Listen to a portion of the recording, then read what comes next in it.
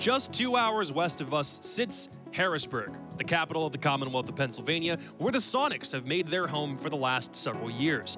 We're just over here in Philly, getting to see them fend off Beast Coast in what we are certain they think should be an easy matchup. Welcome back to NALHQ. I'm Jacob, he's Laxing, he is Jesse, and this is another game where another winless team needs to try to find a way to prove us wrong, but they're up against a historic titan.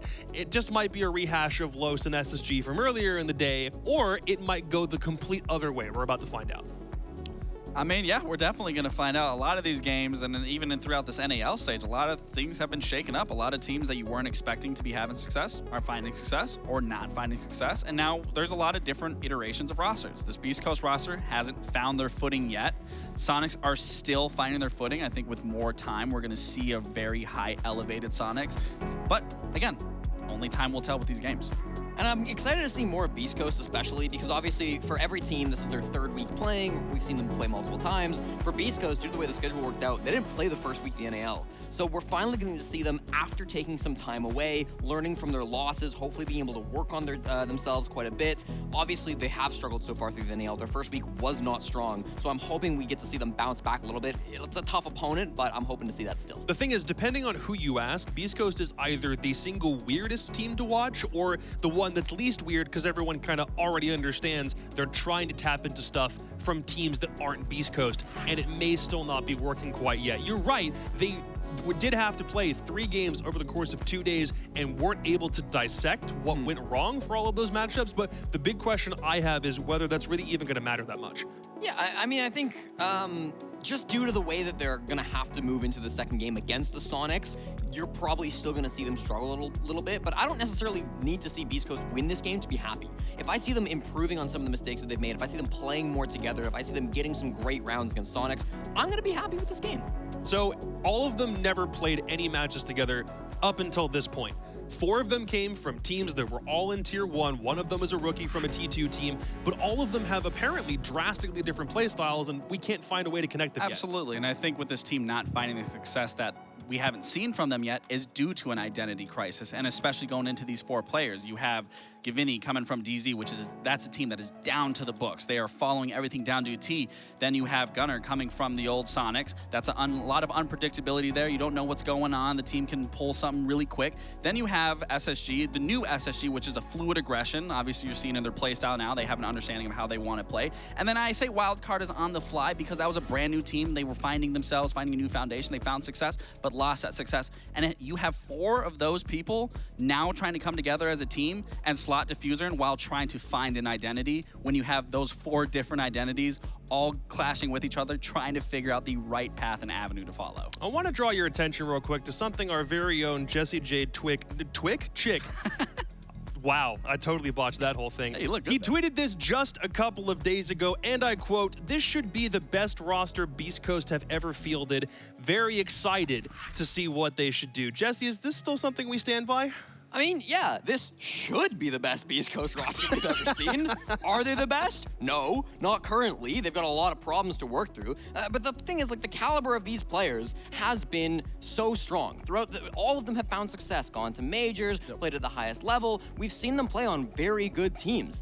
But so far, they've not been able to gel together. They've really struggled to lock down some of those advantages, especially on defense. So, I mean, I'm disappointed in Beast Coast thus far. I think everybody is. We all kind of expected this team to, like, maybe be major contenders or at least taking games off big teams. And so far, they aren't even taking games off smaller teams. So, yeah, I mean, I think it's going to come down to how they improve on their weaknesses. It's going to come down to how they improve throughout the weeks. But yeah, it's been massively disappointing from them so far. Hey, it's still huge respect to somebody for sticking to their guns and what their opinion was, even if things absolutely have not slid their way through these first couple of weeks so far. Their opponents are the Soniqs, who had a very up and down last Friday. They played 2 games. They lost the first one to Space Station. They won the second one against Los. Both of them were 7-5s. And even if it was an even play day for them and they still got a win, I bet they wish that win had been over Space Station because that game was really close. Yeah, of course. But I mean, this is Soniqs. They know what they need to do. They're still figuring out this roster with bringing in Adam and Merc, and they're still finding success. Sure, it's not the same success that we've been seeing from the old roster, but still, nonetheless, I mean, they're still performing at a very high level. They're still beating expectations, especially even when I first saw them play against DZ. People wrote them off that DZ was just going to win that, and they ended up winning that outright. So there's still a lot of gas in this tank for the team. It's just a matter of how they're going to be able to release that entirely and get everyone up to speed. And one of the things we've been talking about in the back is because it is a new team, it might not be anything more serious than just small mistakes that they seem to be making at certain critical points. Especially in that Space Station game, it was 5-5, and then suddenly Space Station run away with the whole thing. Yeah, I wanted to show you the last 2 rounds for Space Station versus Soniqs, just replay them, because I think both of these rounds should have gone the way of SQ. The first round, they're trying to go against Forrest, who should be planting on this Monty. The first C4 flies out, you saw it there, it deals about half HP to the Montaigne. The second one, it's also going through the small hole in the wall, and it should be dealing the final blow. Geo just isn't able to throw it far enough. The explosion radius, I guess, doesn't get around the pillar. Forrest gets the plant off and wins the round because of it, and it ends up going Space Station's way. 6-5, and then they make this rotate. We gotta really focus on the rotate here, because there's that little bit on the left that isn't quite shot out with the shotgun in the very early stages of this round, way back in the prep phase, and it ends up coming to bite Soniqs in the butt. We end up seeing Rexon in the 1v2. Rexon plays this perfectly. The only problem is he can't rotate back out of the room. He gets stuck on the wall. He dies because of it.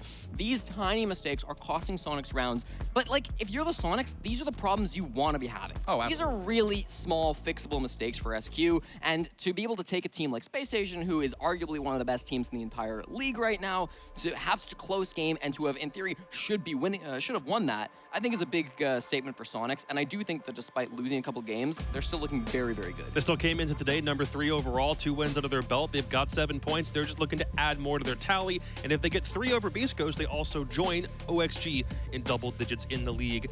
But we're heading to Nighthaven Labs. Interesting call for a Beast Coast team that's still trying to find their footing on realistically any map, but do we like the pick or are we shaky on it? Hell no. I'm seeing that face. What does that face mean? No, I don't. You're having an identity crisis unless you're like scrimming Nighthaven just aggressively and like this is now your best map, sure, but even from what I've seen from a lot of teams in Nighthaven, like, I wouldn't say it's their best map. So to be taking Soniqs to this map that they're comfortable with, that they're familiar with, and you yourself as Beast Coast are having this identity crisis, to me, you're kind of just reaching for something and trying to find success somewhere. Whereas you're going against the Soniqs that are going to be prepared. They know what to do on this map. They played against really good teams on this map, so they know how to work the map.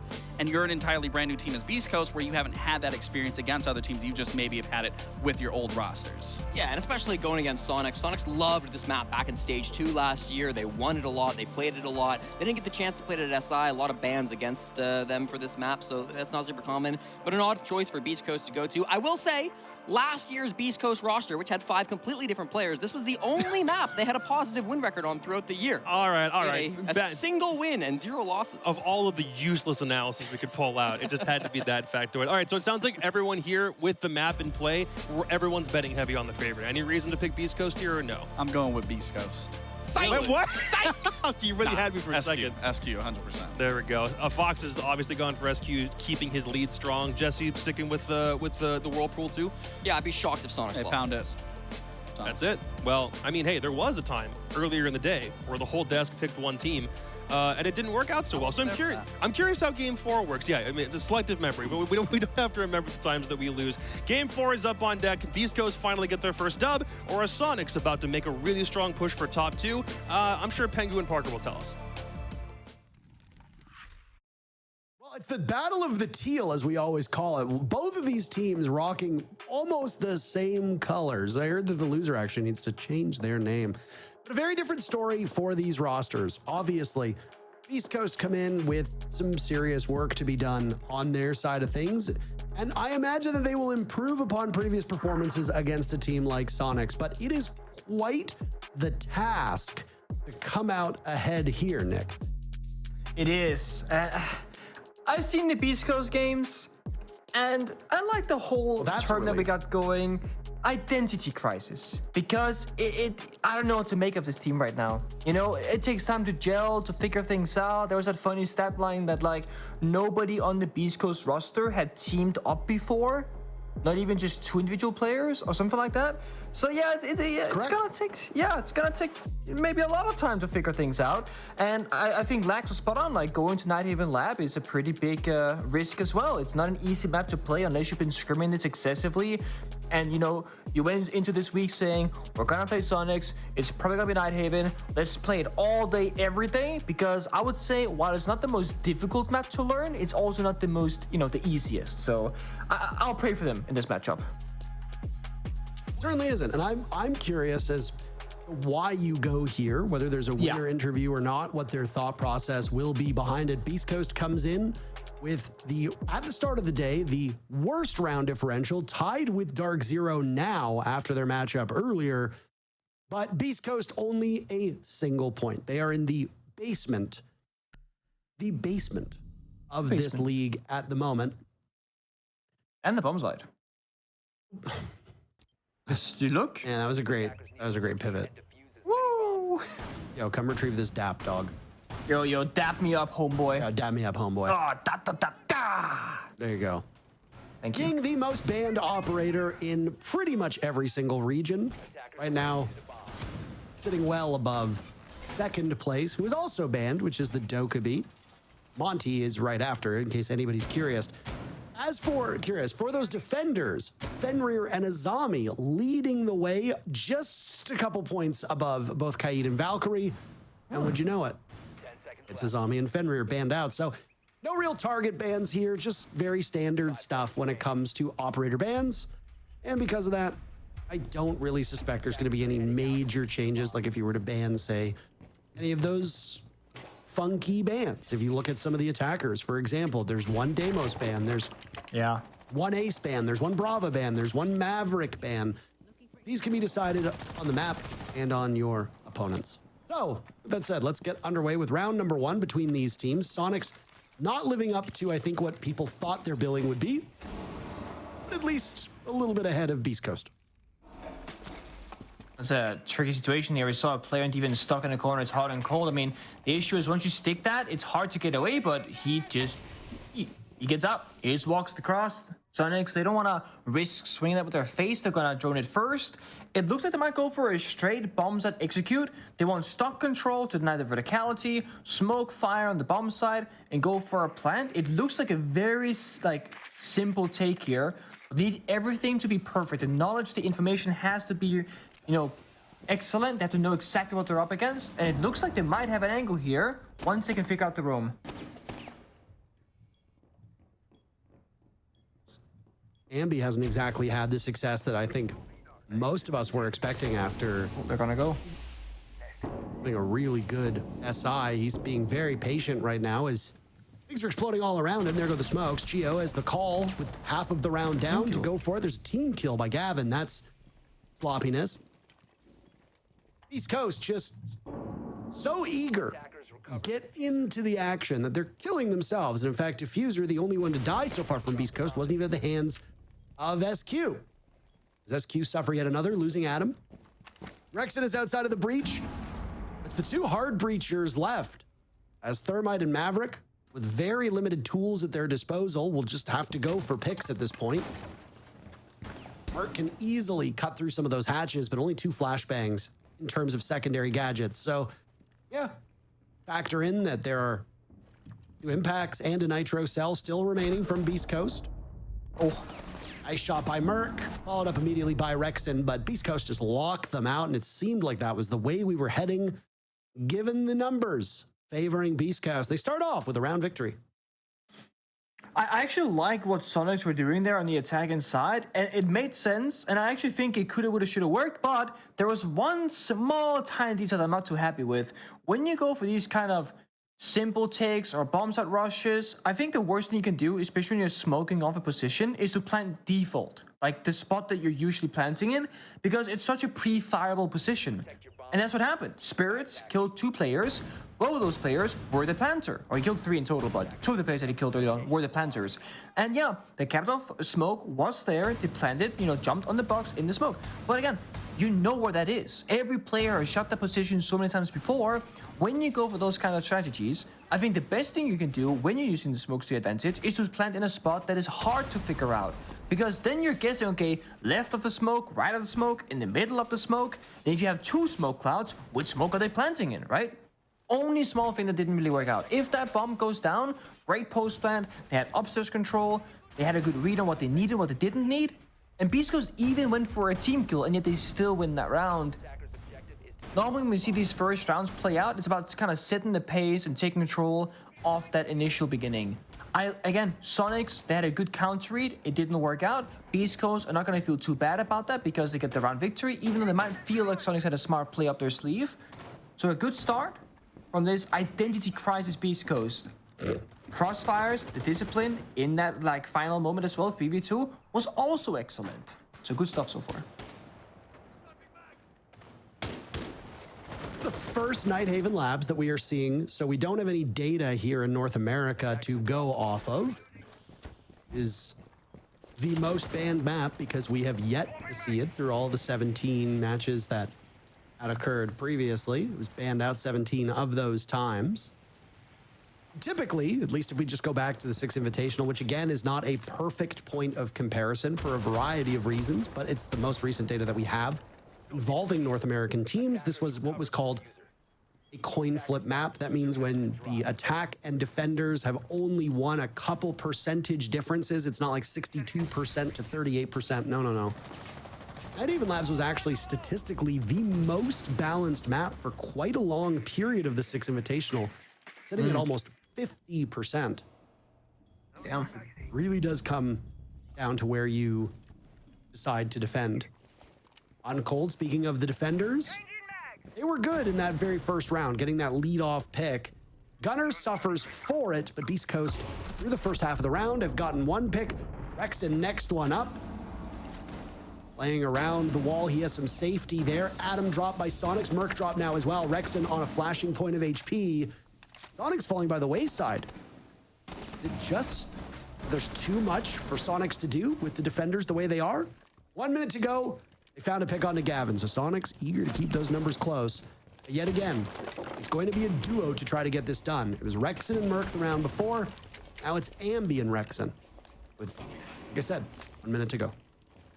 Note that they were trying to attack horizontally and vertically at the same time instead of going that aqua flank. So trying to, clear the roam top floor is very difficult just from one singular point. You see, the fish door is castle barricaded, so it's a very linear push from Soniqs. They lost their gun duels, that's why they're down in numbers. And now we see Beast Coast, they fall back. Again, play discipline. They have 1 toxic babe left, and that's really all they have utility-wise. But they got a bulletproof camera, they got some default kind of information, and there's only 20 seconds left for Soniqs. Rexon, 1 point of HP, has picked up diffuser, will jump into site and try and get it down and plant it. And there he goes on a sliver of HP with diffuser in hand, but he's gassed immediately by Hot and Cold. Diffuser was team killed in the previous round. You can see what influence he has when he stays alive. East Coast, springboard, 2-0 so far through Nighthaven Labs. I guess one of the upsides of going to Nighthaven, which was a big question mark for the desk and us, is that you do get side selection for the side of Beast Coast. And obviously, when you do map bans, there are certain maps where you're happy to go to Nighthaven Lab if you get defense start, for example, or you're happy to go to Skyscraper if you get defense start. Beast Coast might have just said that same thing here, where they go, okay, if we can get the starting set that we want, that we desire, we're happy to go here. They might feel like they need a little bit of confidence, right? A little bit of that momentum, feel like they actually have a chance at this, because if you start on the attack, you go down 0-2, you get down 0-3, you're in your roster, you've had some rough color games already, then the vibes are dead immediately, right? It's over, it feels so bad. So this could be one of the win conditions for them, simply the starting side. Look good so far. Now, they got one of those kind of pocket pick cheese style operators, and it's funny because Geo on the side of Soniqs would know a thing or two about the clash. But it's Hot and Cold on Beast Coast bringing out this particular operator for this round. Clash is like the Monty of defense, but it's almost more annoying because she's gonna sap your opponents all the time, slow them down, do a little bit of damage. And in the current meta lineup of Siege, So like the operators that you see typically on average on the attacking side, not very many of those operators can deal with the clash. We don't see like Sophia being brought every round. We don't see Nomad being brought every round. The only really outlier is like Kamatau is very present, and it was even played in round number 1 by Soniqs. In this round, it's just the Nomad. So you have one operator who can like somewhat deal with the clash. One of those air jabs that can deal with her already being spent, of course, on a jump out or a flank somewhere. So only 2 left remaining. So Hot and Cold, with this lineup that he's facing, can just kind of walk around the map, not worry all too much. Seen some bemoaning of the amount of shields at this current point in time in competitive Rainbow Six Siege, and I gotta say, I don't hate the deployment that these teams are using these operators in. I know from my own experiences playing this game that Clash is not particularly fun, but the way that teams can problem solve is something that we ought to be highlighting and praising, frankly. And you do need to do problem solving as an attacking team every single time you commit to and execute. But if there's a clash on the board, that job gets even more difficult. Merc is going to get a taste of it right away. You can't cook the nade. Nice play by Merc to punish Spirits as he swings the door. All Houghton did was prove to be an ineffective distraction as there goes a nade, but he can't get out of the way in time. This is really big value by Merc so far.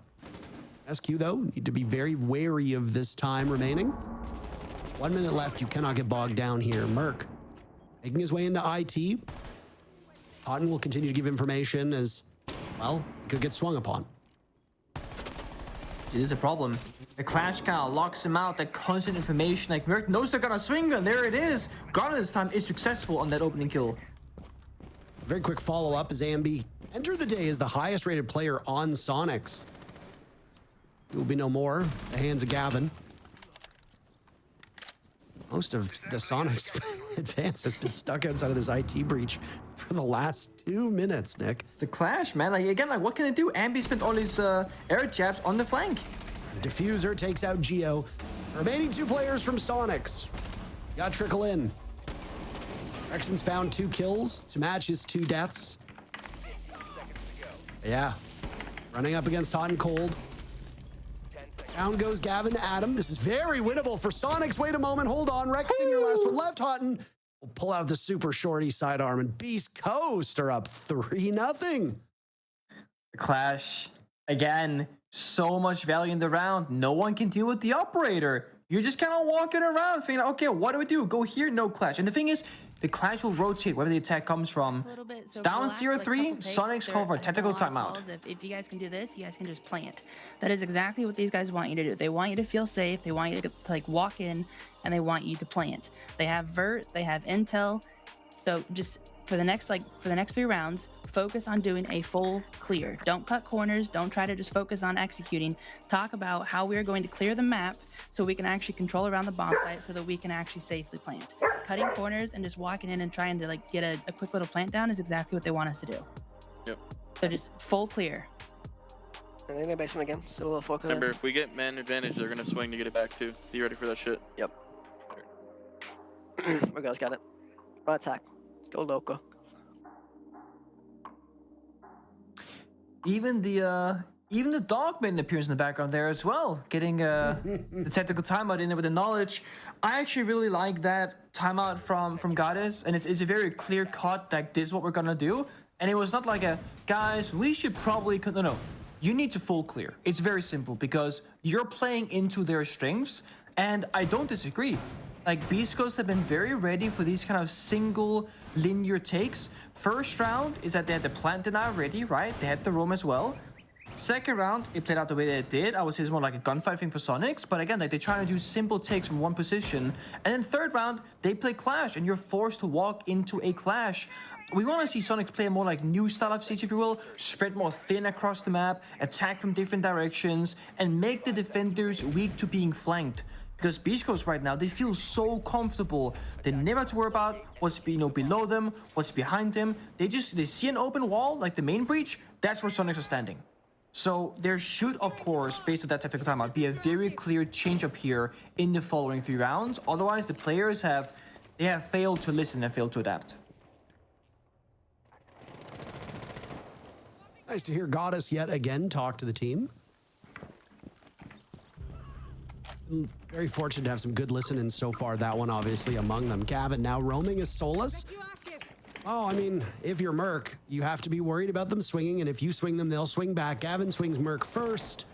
Merc 2 and 4 on entry duties on that Ash. Those are bad numbers for his role. Next one up is Ambi. Having one of his worst starts to a match so far through the NAL. As I said, Ambi entered the day as the highest rated player on Soniqs. Not too far ahead of Merc, but far enough that it's worthy of distinction. Honestly, this Soniqs team, despite being 2 and 2, does not have a lot of bad performers. The lowest rated player on the team was Rexon, who sits at a 0.92 rating. But he's been doing it on these support roles, so it stands to reason that he would be towards the bottom. As you can see from the previous rounds, it's almost always been the last alive, and that once again just goes to the role that he plays on. Now, not quite so fortunate in this round as Spirits eliminates him, and Soniqs suffer 2 deaths at the halfway mark of the round. Oh, that's, I mean, I said spread out thin and attack from different locations, but Rexon jumping in the kitchen window, being completely sandwiched and boxed by 3 different defenders is not what I was talking about. And there was no one nearby to support because Adam and Ambi are on the other portion of the primary floor, and now they lose the jungle. Now they're playing 3 versus 5, and this is not what you want to see after a tactical timeout. The attacks are falling apart, and Beast Coast looking very comfortable on the defense. They got castle barricades, they got Valcams, they got the Solus. Like, they have so much intel to make the right decisions, and they're making those decisions every single time. Now you're just hunting ghosts at this point. Limited information. They're standing right next to you. Gunner was just there, and Ambi had no wherewithal whatsoever. All up to Geo, and man, what an oddly paced round, but Beast Coast just... they beat them every step of the way, 4-0. Well, this is not what anybody expected, that's for sure. It's kind of like the Lowe's game earlier today. Slight spoilers. It was also a bit of an upset. But of course, we can also make the argument that what if this is like Skyscraper, where there is just one side that is heavily favored by both teams, of course, that being defense. Soniqs, they need some rounds. Ideally, they go 2-4.5 on the attack. They can build with some stuff, you know. They have a little bit of... they can mess up and lose a round, then it's not match point yet because then it's like 2-5. But when you're down 0-4 and you've already called your timeout, you need anything right now. There's a small technical pause here. So we're going to sit for a second. Teams can not talk to each other. They can, of course, sit there in their own head and think what they think should be changing and what should they try and pull out instead. And maybe Soniqs go away from the default attack, so you're trying to whip out some fun operators, as we call it, whether it's going to be some blitz action or some like fast drone clears or whatever. But right now, it just looks like Beast Coast have them read completely, and they're almost like fully set up, ready for the counters every single round. That's Esports Awards Color Commentator of the Year nominee Pengu looking at Beast Coast up over Soniqs 4-0 and giving such hard-hitting analysis as, yeah, Soniqs need to win some rounds. Yep, there it is. It's that simple, right? Otherwise they lose. 1st to 7, it's over. Just this is the hard-hitting analysis that we come for. You know, I am not an analyst like Jesse J. Chick. I don't gotta bring the numbers. I don't gotta bring the stats. I look at things, I say things, and half the time, they might be wrong. Who knows, right? Unless you call me out for it, Parker. I think it's all in good fun. I mean, there hasn't really been a terrible amount to talk about in this matchup. No. It's Soniqs trying to drone, getting destroyed by Mute and Solus, being denied intel, needing to take direct gunfights, and honestly, a team like Soniqs have the firepower to win these duels. Honestly, if I had to guess as to which of these teams would win just in straight up gunfights, it would be on Soniqs.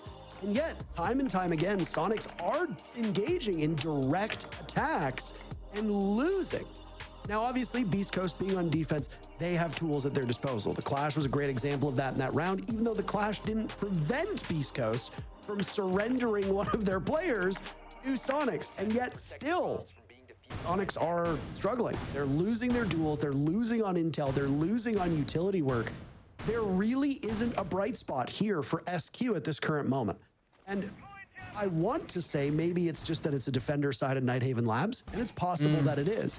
These are the 4 most banned operators. You've got Ying and Doke removed. They're removed in more matches than they're not. You've got Azami and Fenrir. They're also removed in more matches than they're not. And this was one of the most balanced maps in all of the 6 invitationals. So maybe these teams, just the way that they play, maybe it empowers the defenders. But there isn't a lot at this present moment that I can point to on the side of SQ and say, they're doing this well. And that is a troubling sign, because usually when a team is down 4-0, at this level, there's 1 or 2 things that we can talk about in a positive manner. And for me, there just really is not. That's a troubling sign for SQ. I'd have to agree. Question now is what can be done, what will change, because right now it just hasn't been a lot really. I like the forest pick here, clear some utility, you know, make some noise as well. No, don't make the people on the side feel safe. But last time Soniqs attacked this, it was a simple 3 guys above, 2 guys side, and it didn't really get anywhere in that particular round last time around.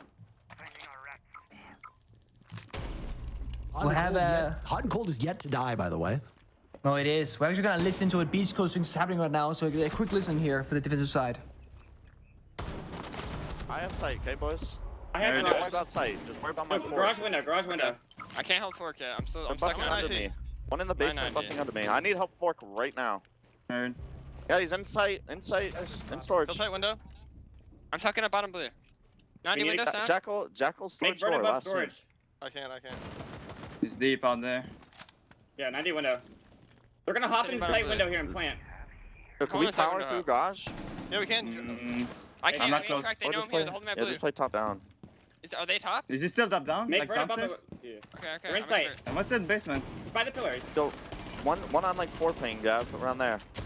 Like by the B bomb, okay? Heard. There's a cam on me somewhere. Make right above storage. Do we have blue walk up? Go to Gav. Go to Gav and make vert. Yeah, just play rafters. There's a gun on us somewhere. Have you taken basement?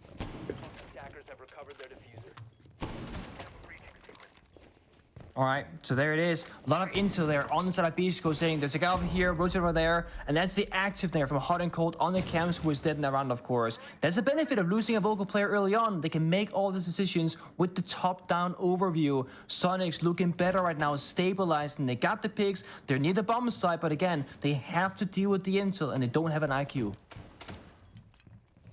There was a bit of franticness, as you could hear in their comms, but I mean, in this matchup, there's no real reason to be frantic, especially with how you're handling SQ. Maybe in this round, because of the fact that you're down 2. And 2 very crucial operators. No anti-plant now with both of those nitro cells expended. Gavin and Spirits won't be able to blow up SQ if they get into the bomb site. With Rexon attempting the defuse now, that means SQ has 3 players to go against the 3 from Beast Coast. Adam swinging, winning. Gavin trying his best, but he's far removed. Both teams just coming to blows. Now Adam has been dropped. It's all up to Merc to clutch out. Diffuser will continue to run away as Merc circles nearby. Not too far off. East Coast will need to play this one well. If they decide to take separate engagements, then Merc will be able to win it. That's just how it is. And Merc gets slaughtered by Spirits, and the closest round for SQ is close, but not close enough. 5 rounds in a row. Soniqs stunned so far by the team that entered today in last place. There are going to be some predictions right now where people are going to sit there and go, oh boy, how did I not see this coming? But that's the thing. You don't see this coming. There is no world in which anybody realistically goes, oh, beastcoast is going to win this dominantly. There's just not a way. And, you know, being up 5-0 right now, looking very much like they very well could go up 6-0. Soniqs, they got to change everything. I mean, they get a plant down, but they don't have the numbers. Adam gets injured pretty early on, just leaving Merc as last alive. And again, the bomb is not planted for Merc. He has to push through the rotate, while there's a guy covering him, Spirit, who of course gets the kill, just to see the guy defusing. things are really falling apart. I mean, this cannot just be Nighthaven defense. This has to be a bigger aspect of things not working for the side of Soniqs and actually Beast Coast looking like a team. I was very curious to listen to their communication because we don't really know what to expect and how they operate. Are they gonna be very cluttered in their communication, which to be fair, they were a bit, but there's something happening in the round as well. And what is their like win conditions in those rounds? Well, very visibly, it was vertical. They had vertical control over bomb site, they had intel, we mentioned Hot and Cold giving that information, and it worked out. But it's also a Beast Coast that are happy to take gunfights and also winning them very often. So they're not making silly mistakes. They have a clear view of what the goal is with every single round, and their communication is flowing. That's how they find themselves up in this position. And then Soniqs, of course, failing to problem solve, quote unquote, correctly, or so it would seem at least, that puts them in that 0-5 position. It's really quite heartbreaking when a team uses their timeout and still has some very serious struggles. The Nitro Cell now used, but just manages to avoid Merc. I actually saw a Nitro Cell hitting those Maverick scars, if you want to call them that. Had a pick earlier. Not in this matchup, but earlier in the day, that is.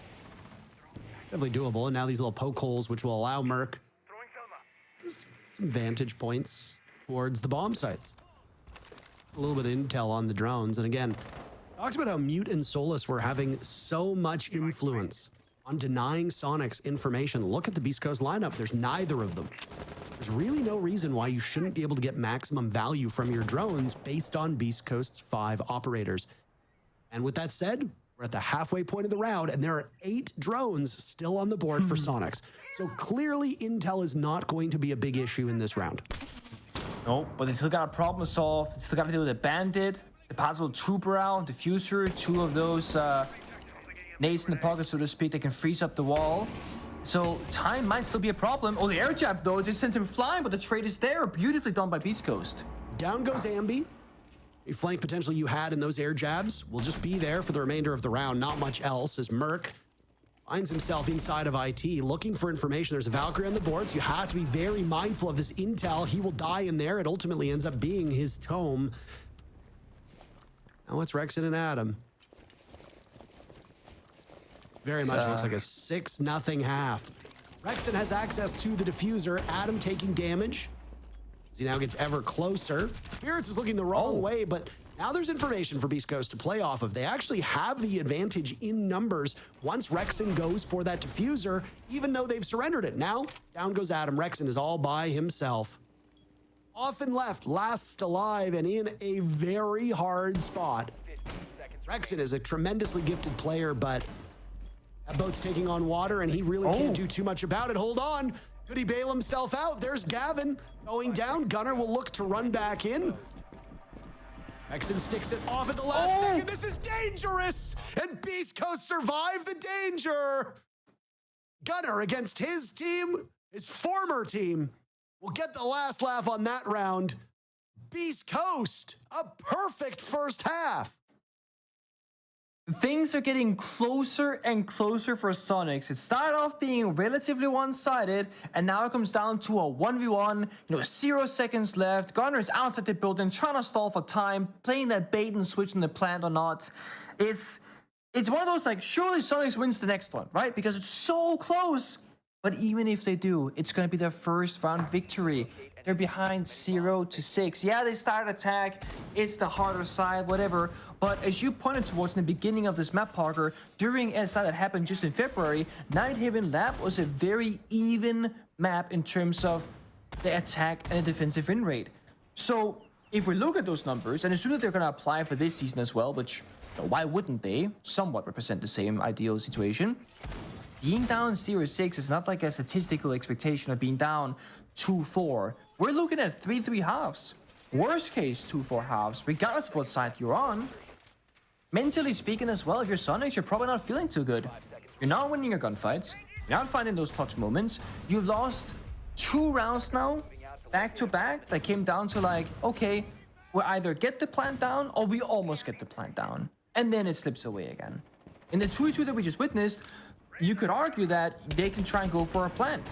But instead, one guy pushes forward, dies, other guy tries to plant. It's a very split kind of mindset here. Maybe the comms from Soniqs are not quite there today, I'm not sure. But Beast Coast starts their attacks in a similar way of Soniqs. They're gonna go downstairs, they're gonna beach open those walls, the EMP in the cell mass, and just apply that side pressure, then rotate upstairs, and probably try and deal with some of the roam to activate the ram to destroy that vertical floor, leading to the bomb site itself. We'll see, honestly, how Beast Coast is able to do on this immediate round. Is it close? Are we just looking at a freakishly pro defender? Nighthaven Labs? Beast Coast suffers the first casualty. Down goes Diffuser. Oh. Castle of Ambi's been dropped, but Soniqs just slaughtering them. They wanted a rush strat. They wanted to get in the building quickly, and they get it. I mean, they get in, but not in the direction that they want. As very quickly, Soniqs find themselves with a serious advantage. That's for sure. Here we see those spirits on. Oh, wait, there's a Bush G. Oh, sorry, shotgun. For a second there, so the icon photos a Bush G. Shotgun in, sorry, gets the kill and be injured. And all of a sudden, despite finding all those enemies upstairs on the roam clear, they've equalized. As the screen cuts to black there, that confirms the 2v2 situation, but there are two C4s in pocket from Soniqs' defense. They can get vertical kills very easily. Good news for Beast Coast, Ram is still up. So is the Deimos. If Deimos could ever be strong, it's in the 2v2s and the 2v1s. You can track one defender, know exactly where they are, that only leaves you to question where that final person is. That's good intel to have. I also have 5 drones. Of course, most of those are probably from dead players, so they're flank camps at this point, but at least they have the Deimos gadget. Yeah, you've got one drone in pocket for Spirits, it looks like. I can't tell if he'll use it or not. Deimos is about to use that tracker, mark one of those 2 remaining Soniqs players. Rexon has been playing the most of Soniqs so far, like we said. Always alive till the bitter end. This round, no different. 30 seconds to go. It's him and Geo. Geo yet to find a kill in the 6 rounds that have been played so far. 7 rounds, if you count the action we're in. They baited Gavin in. They knew he was coming. Now it's Spirits with that shotgun in a very tough spot. 15 seconds remaining. They'll track Geo. Pistol out. They know exactly where he's coming from. And Geo wins the fight. Not just winning the fight, but also getting his first kill. Beast Coast have so much runway to land this thing. They are inarguably the favored team at this current point, but the defenders now perfect. Not just Beast Coast. Maybe that's the win condition. You know, Soniqs, Geo gets first kill, Soniqs gets the first round. It cannot be a coincidence. It really cannot at this point. If you're Beast Coast, I think you hold on to that timeout for as long as possible. You do not want to give Soniqs any downtime right now. They're feeling the pressure. They're staring that match point every single round, either till they lose in regulation or go all the way to overtime. And if you're Beast Coast, because you built such a big, significant lead, you can throw a couple rounds by trying some weird stuff. Whether it's a fast rush or a Kali Monty here, of course, I can change with the attacker repick. You can afford to get funky with it. You can afford to take risks and just not care about the outcome. And eventually, something will work. Just a matter of time. Winning a couple of gunfights, hit a lucky wallbang, anything like that. Soniqs are bringing that same kind of utility as we saw from Beast Coast when they were defending. The Bandit, the Tuber out, the Castle, the Smokes. It's all about trying to kind of shape the bomb site and the map the way that you want and try and stall out for time. Time really is a key factor in Nighthaven Lab. There's a lot to clear if you're going for that full take, for example, like Gada spoke about, doing Soniqs' tactical timeout. And likewise, if you're going for a direct attack, the Bandit and Tuberao stops that immediately. Geo was going for a spawn peek with the C4, so he's late, but there it is. Tuberao canister will freeze the wall and buy Geo the time that he needs to then trick it. And this is why you play these operators together. It's very strong and very efficient. And annoying to deal with if you're an attacker. Oh, yeah. Because it's agency that's taken away from you, but big thing, obviously, that you just gotta wait. There really isn't much for you to do. You just wait it out. Best counter would be Maverick, but he's not always gonna be able to get the job done. As we've seen, Maverick finds himself in precarious positions so far today. Extremely vulnerable to a nitro cell. Even do some chip damage there with the impacts. The attacker's bomb diffuser has been Either way, Beast Coast will have some struggles early just to be able to get in the building. We got plenty of time. And I like that you pointed out the timeout component because, it, again, needs to be mentioned that timeout doesn't just work for the team that calls it, it works against their adversaries as well. So if Beast Coast calls the timeout early, it will allow Soniqs to stay in the game by discussing strategies with their coach. You don't want to give Soniqs anything at this point. Keep smothering them the way that Beast Coast did on defense. Maybe just show a bit more success on offense as the only round so far. It was close, but Soniqs came out ahead. I like this Beast Coast, a very slow approach, very methodical. They want to have 5 players live, get the Monty in, they have carrots out of their finger, they have so many tools, Maverick for the walls as well. And now they do the thing that Soniqs didn't. They attack from multiple locations. They're getting main breach, they're getting catwalk control. Now they're pressuring that fish aqua location. So we see the silhouettes, they're very spread apart in different angles, but working together. Matter of time now. Last canister from Tubrow went out. Toxic Babes as well from the smoke. That's the final one. After this, in 15 seconds time, Spirits can start asserting dominance on towards the fish aqua position and try and tear away these positions with Diffuser flanking as well. Diffuser finds Geo droned out effectively. There's an adrenal surge as well. The smoke being pressured by Spirits. The smoke gets to go away. Spirits will continue to walk forward, flashed by his own teammates.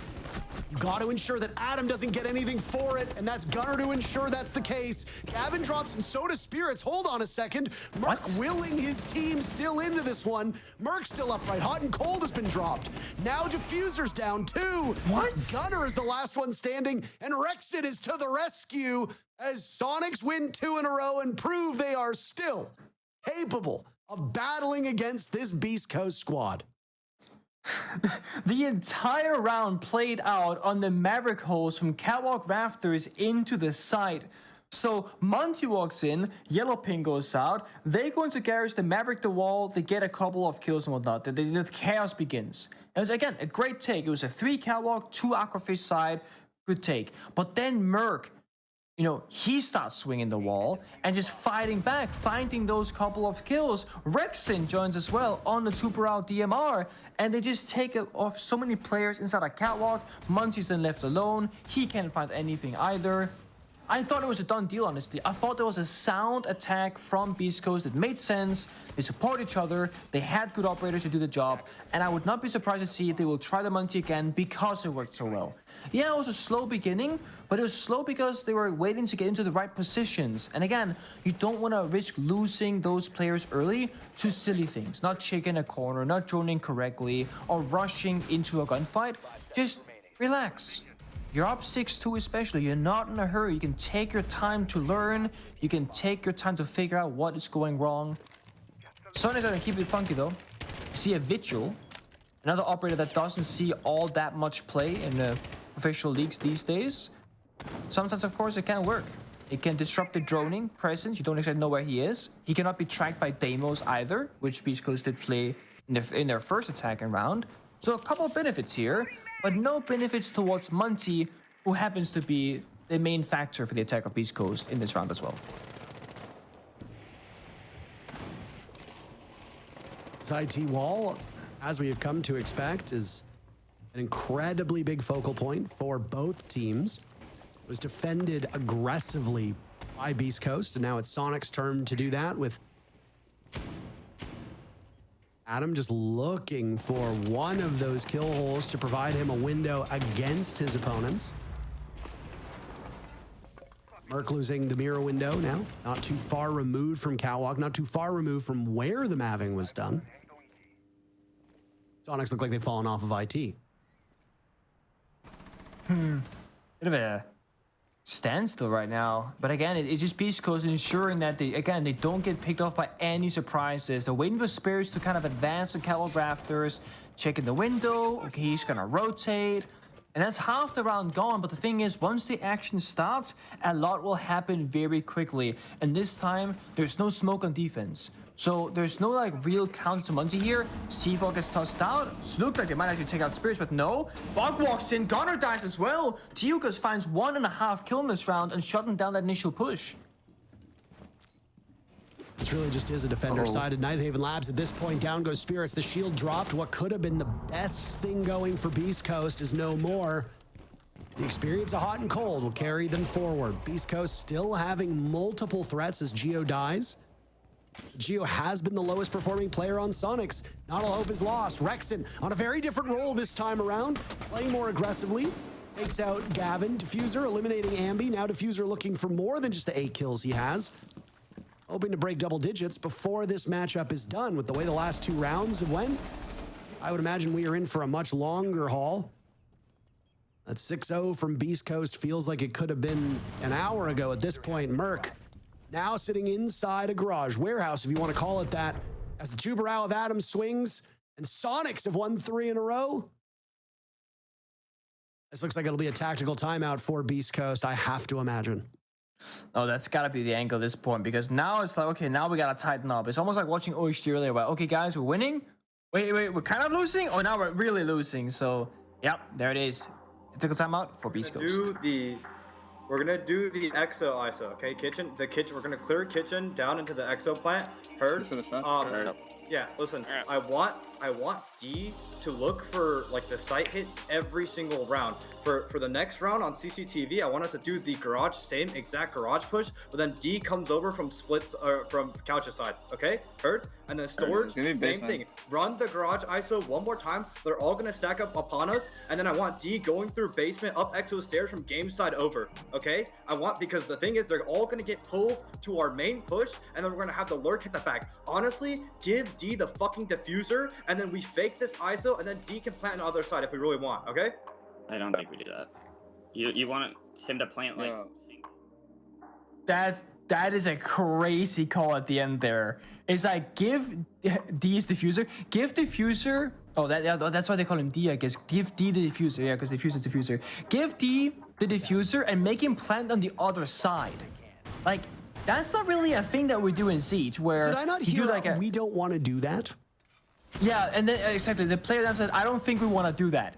And that's because, like, that's kind of an outrageous thing to say. Like, if we're going to make comparisons to other games, that's something you might see in Counter-Strike, for example, right? You fake A, you plant B, whatever. It's fine. You don't do that in Siege.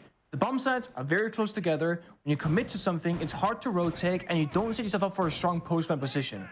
So, the fact that the player responded back saying, I don't think we want to do that. I like it. There's a little backbone there on the player lineup saying, yeah, good idea, thank you. Let's take the first part that you said and just not do the diffuser part. That's fine. Because I do think that the first part was excellent. Again, go for that Garrett's catwalk take, but a small adaptation. Go for a flank somewhere else to apply pressure, catch them off guard. Just, diffuser has to go to main execute, please, God, otherwise it's gonna be bad. Big risk.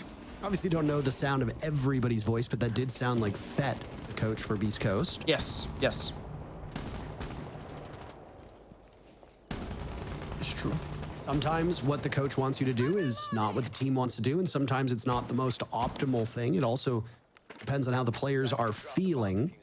I suppose this is your insight that I could, I suppose this is your moment where I could gain some insight. How often would you take a timeout where Shas would suggest something and the team would ultimately decide to do something else?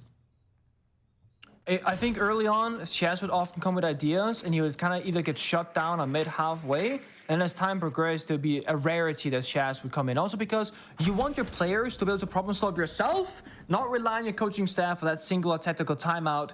Because the coach is not in the server, they don't know exactly what it's like to be a player unless they work from a player themselves. Beast Coast, they talk about their approach, they talk about the strat, and an important operator dies early. It's Deimos, that, roam hunter for intel, no longer in play. But yeah, from my experience, it's not all that common that coaches come in with that input. It should be up to the players who figure this out and decide, the IGLs, the leaders, the more experienced, veteran players in the roster, which Beast Coast they do have, You do have somebody like Hot and Cold who's got a lot of experience, who can be like, guys, this is what we're gonna do, and he's always in the server because he's a player. This is really where it comes down to leadership, right? Oh. Soniqs, though, slaughtering Beast Coast. We are on a collision course with 2 dueling 6-6 halves. Bomb located by attackers. No sight seemingly working for Beast Coast. No strategy seemingly working for them at this point. Defenders having their way with this map. But wait a moment. Gavin holding down is hot and cold. Gets the plant down successfully. 3 players from Beast Coast in the post plant, and they can easily sit outside. I might have spoken too soon. Again, eating my words. It seems to be the meal of the day, doesn't it? Hutton posted up in the spot, swung around, down goes Ambi, only good enough for 1 kill. Merc finds his second. Again, the troubling prospect for SQ. Defenders of the defenders will now have to engage with Beast Coast outside. Merc sitting on that diffuser. Beast Coast don't seem to know this. Merc peels off at the last second. Diffuser above it, it's Gavin to save the day and stop the scare that was ongoing through that second half. Beast Coast desperately needed some points, and they find it as Gunner gets revenge on his old squad. Damn, again, when you're up in so many round counts on the side of Beast Coast, you can just somewhere steal that final round that you need, and they did just that. It was okay. That attack didn't work either. They lose players early. They can't get a plant down surely. All of a sudden, Hot and Cold's in the bomb site, putting down that diffuser, postman above, outside the main breach, Hot and Cold gets a second kill, and just like that, Beast Coast, they actually win and surprise everybody, especially going up 6-0. I didn't expect Beast Coast's first win to look like that, frankly. I figured this would be a very scrappy matchup against another team that was closer towards the bottom of the standings. But that's not what we got today. We got a very dominant first half where Soniqs looked like it took them 7 rounds to spawn into this matchup. But when they spawned in, they played far better than I anticipated. This is one of the most unpredictable games that we've seen here in the North America League in a long time. And it's Beast Coast who ultimately walk away with 3 big points. Defense, baby. It came down to defense. And I gotta say, Beast Coast today look great on the defensive side, but they still got a lot of work to do on the attack. And of course, the new rosters, that's the expected outcome as well. Attacking is just more difficult. It takes more time to learn.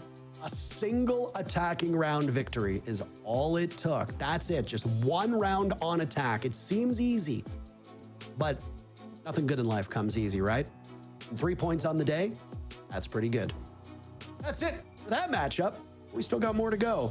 Break's ready for you. We'll be back in a couple minutes. Well, coming into today, the big question mark was Beast Coast able to find the keys to put into the car? And they did. Not only did the engine rev up, but it went really, really fast at the very start, and they won the race almost before it had a chance to get going. Both of the winless streaks are now gone in the North American League, and unfortunately for the Soniqs, the one that Beast Coast had at the start of the day is over at their hands. That's a 7-3 on Nighthaven. I mean, we were worried about the map pick originally. They had that thing down to a science on defense. Yeah, I definitely was, and I discredited him. I said that this was a map that I don't think they should go to. Now, I don't have a lot of time on the desk to talk about certain things, but I was going to say on that back end, this is a map where they are brand new. SQ isn't going to know what they're doing, so they could try to throw SQ for a loop, and I think that's exactly what got displayed here. SQ looked very discombobulated on how to approach those defenses, and Beast Coast played it beautifully. And it almost looked at the end like we were going to have a tale of 2 halves where both teams wouldn't be able to win a single attack. But really what it came down to is when Soniqs were going their attack, they took their attack timeout after 3, couldn't figure out the adaptations, couldn't get around it, couldn't find some way to attack. Then we see Beast Coast, they lose 3 in a row. They take the attack timeout, they're able to turn it around, they're able to make that happen. So, you know, maybe I think the pressure was a little bit different between these 2 teams. Obviously, Beast Coast knew the whole time we only got to win 1, which maybe helped them focus a little bit tighter on what they had to do.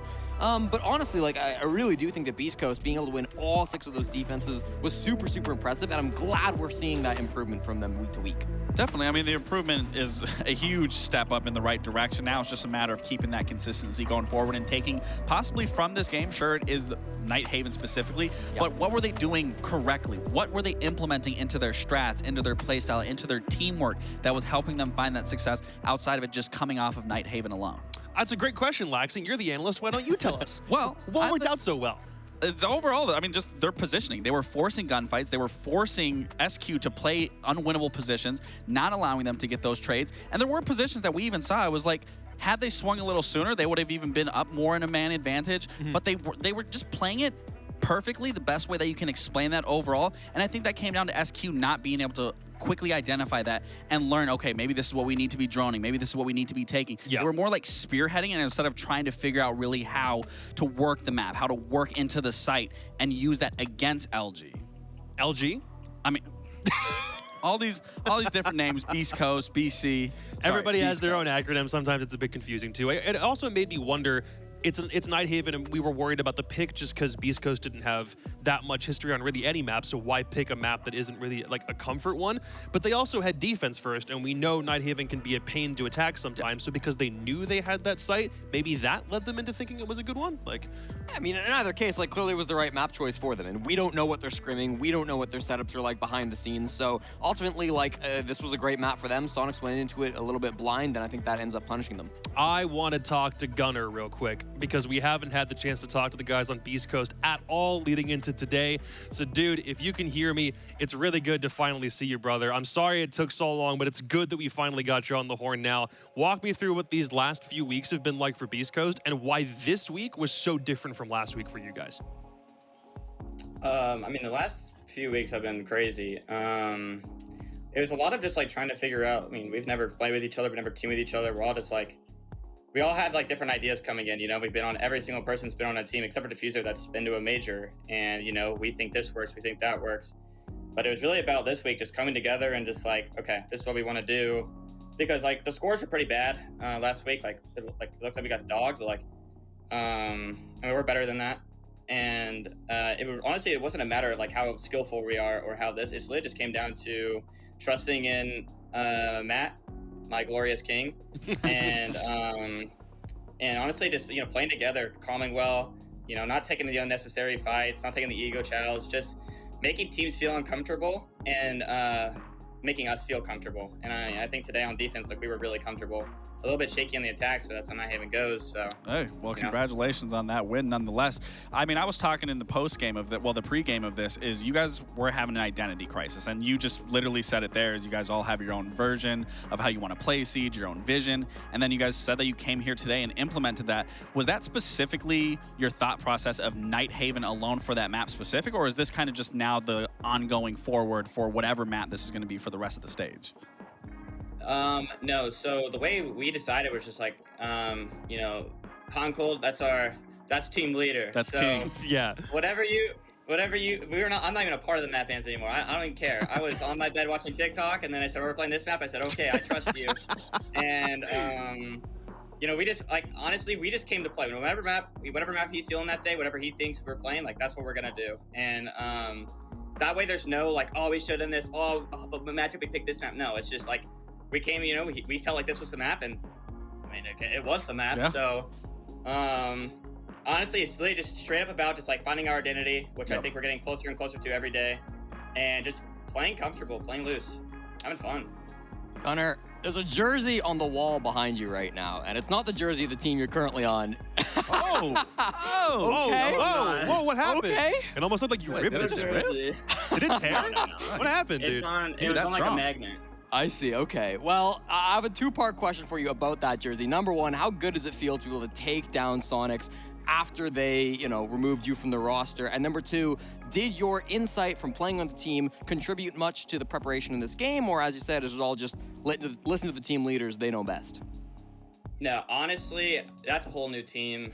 I mean, I could say like what we struggled with, but like there's only two guys and Richie's on like support now and stuff. So like, I told him, they're like, yo, like what, you know, what do they do? I'm like, I do not say, don't listen to me. I don't know. I literally don't know. That's not the same team. Yeah, fair enough though. Yeah. Feels good though, MS beating your old team? Oh yeah. Nice. He doesn't need to say anything else. One more question for you, dude. Just out of curiosity, how is it like having Fed as a coach? Fed's a crazy guy. I love Fed. He's like, I mean, I don't even. He had to build like a whole new roster up from scratch. So what's the process been working with somebody who I think has middling results in NAL standings so far? Just what's it like working with the guy? I love working with him. I mean, he's a hard worker. Like straight up, he's a hard worker, and he, you know, at first, you know, it's like I said, there's a bunch of ideas, but he just like, he basically said, hey, let's listen to him. He thought this would be the best, and like, you know, he's a smart guy, and he really deserves a lot of credit. Well, everything on Beast Coast just seems like it's a game of trust for you guys at this point. Congratulations on the win. I'm sure it had to feel really good going up against Soniqs, and we'll see you in the next one. All right, dude? Thank you. Hope that we get him back in the interview chair at some point relatively soon. It's got to feel good for those guys, but if you're Soniqs right now, it's been up and down the whole way. Has it been, I may be wrong on this, loss, win, loss, win, loss? So it's literally like every other game has been the other result at this point? Pretty much, yeah. I think that's what it's been. Let me check. It feels like that. I mean, regardless, it's been such a roller coaster for the team. It's been win, loss, win, loss. So I mean, win, loss, win, loss. Yeah, no, you're right. And I think a lot of the losses in the past have looked like, okay, you know what? Soniqs, they may have lost to this team, but at the end of the day, they still look really good. You know, there were some rounds that were very, very close. They absolutely could have won that game. We're looking at this match, we're not saying that. Like, Soniqs lost this game start to finish. You go down 0-6, even though your defense has started to look pretty good, I'm sorry, you're just not coming back from that. No, and it didn't look like even into the mid to late round adaptations. They just weren't there. It was just like, okay, well, we're just being met by this Beast Coast roster. I mean, let's just fight it, and just losing it on all those fronts. It didn't look like any adapting was happening at the time. Yeah, and I mean, I think it came down to like, what did they expect to see for Beast Coast versus what did they actually see from Beast Coast? Because we heard it even in the TAC timeout. Goddess or somebody on the team said something along the lines of, these guys, they're going to swing you when they go down. They're going to get aggressive. Be sure to watch for that. And then we hear Gunnar talking in the interview. He's like, wow, we just need to not take these unnecessary swings. We needed to fix some things on ourselves. We've really improved. And so I think that kind of speaks to maybe the expectations Soniqs had for the team they were going to be going up against versus the team they actually played today. And what I also like that he noticed is that we talked about, that identity crisis that he said. They were all coming together. They were all having ideas. But then it just came down to Matt. If Matt's the final call now and that's the one that's going to be listened to, that is important, because as much as everyone has amazing ideas or amazing strats, everyone has to be on the same page, and that's what makes a team is when everyone is on the same page, not everyone being in a completely different area trying to play their own game of Siege. Well, for Beast Coast, they still have enough time to be able to lick their wounds and figure out some of those problems from earlier, and they did a good job of that. They're now up in 6th place as a result of that victory. So for them, 3 points makes a huge difference, but now they're also competing with Los around 5th to 6th place because of where those points lie. For Soniqs, they're still in 4th, not the end of the world, but they've now played more than half of their regular season stage so far, so they will need to pick things up, keep their foot on the gas, and ensure that they can get a good seed. Otherwise, they might run into some problems when they get to playoffs, if they do. But for the rest of the day, only one game left to go, and it's between two teams who've already played and already lost today, Luminosity and Dark Zero, after the break.